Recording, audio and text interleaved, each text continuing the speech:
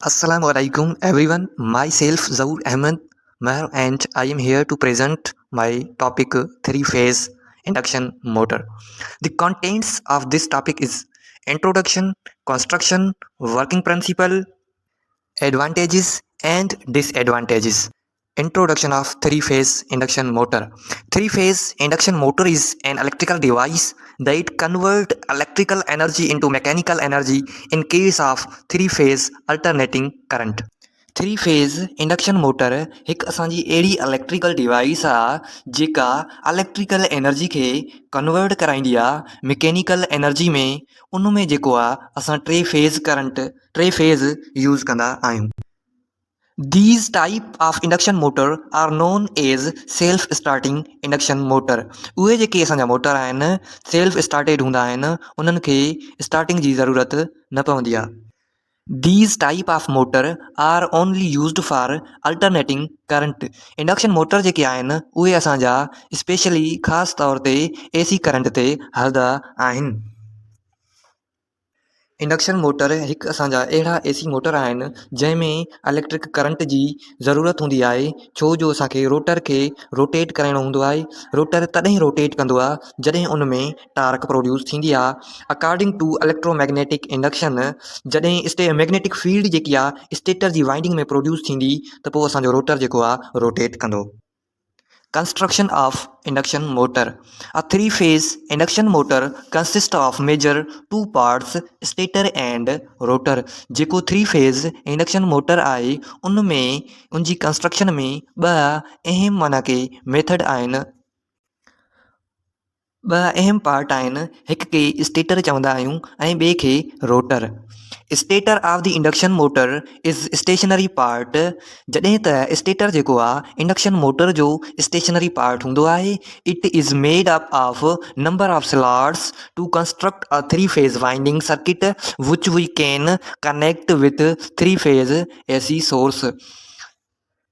Stator जेको आहे उहो नंबर ऑफ स्लॉट्स जो ठहियलु हूंदो आहे। जेकी असीं स्टेटर में थ्री फेज़ वाइंडिंग कंदा आहियूं उहा असां कनेक्ट कराईंदा आहियूं अल्टरनेटिंग सोर्स सां। We arrange three-phase winding in such a way in slots that they produce rotating magnetic field when switch on three-phase AC source.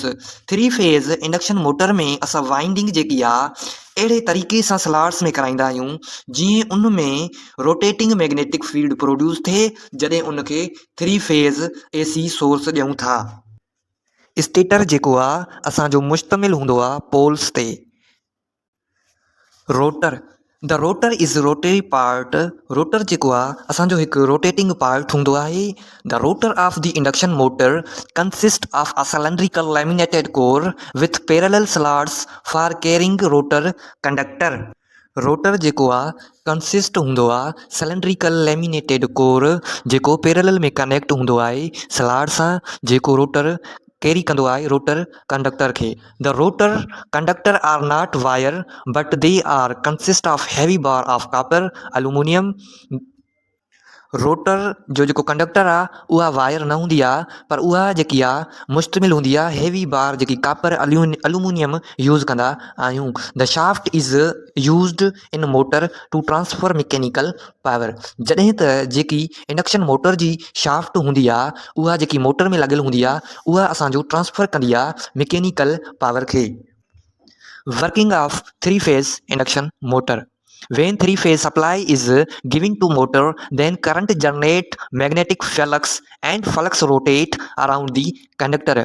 जॾहिं त टे phase AC supply induction motor खे ॾिनो वेंदो आहे त उन मां करंट जनरेट थींदो आहे। करंट मां जेको असां मोटर खे ॾियूं था उन मां मैग्नेटिक फ्लक्स प्रोड्यूस थींदो आहे। उहो मैग्नेटिक फ्लक्स जेको आहे रोटेट कंदो आहे अराउंड जी rotor conductor. AC according to Faraday law state that EMF induced in any closed circuit is due to rate of change of magnetic flux through circuit. EMF is induced in copper bar and due to this current flow in rotor. According to Faraday law जे मुताबिक़ EMF जॾहिं असांजे कंहिं बि close circuit में induce थींदो आहे उहो चेंज ऑफ मैग्नेटिक फ्लक्स जे करे EMF जेको आहे इंड्यूस थींदो आहे कॉपर बार में। इन जे करे असांजो करंट फ्लो कंदो आहे रोटर में। Why we skew the rotor winding? Why we insulate the winding of rotor? We skew the rotor because the insulation protect winding from contamination, shorting electricity, and also make more mechanically rigid. असीं insulate winding खे इन जे लाइ कंदा आहियूं त जीअं असांजी winding जेकी आहे आलूदगी खां बची सघे ऐं शॉर्ट सर्किट खां बची सघे ऐं उनखे सख़्तु बणाए. Speed control method of induction motor. Following method can be used: voltage control method, frequency control method, pole changing method, voltage control method. असीं इंडक्शन मोटर जी स्पीड कंट्रोल करे सघूं था वोल्टेज जे करे असीं कंट्रोल मेथड यूज़ कंदासीं ऐं frequency control method use कंदासीं पोल चेंजिंग मेथड जे ज़रिए voltage control method. In this method of speed control of induction motor, supply voltage is varied using auto transformer. Practically, we cannot increase voltage level because insulation stress will increase and insulation fail.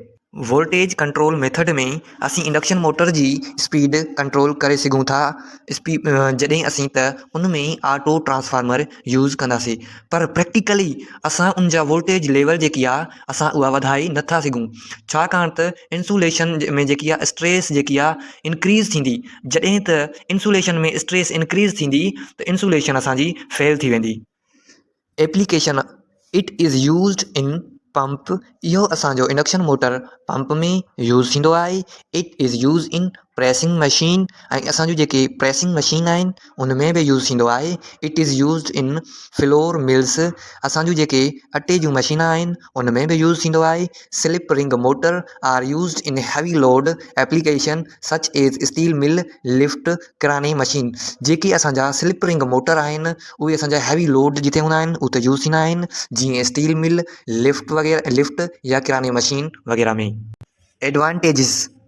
The construction is very simple. हिन motor जी जेकी construction आहे उहा जेकी आहे तमामु simple आहे. The efficiency of motor is very high. जॾहिं त हुनजी इफिशियंसी बि तमामु घणी असांखे मिलंदी आहे. The maintenance of the motor is less than other Motors.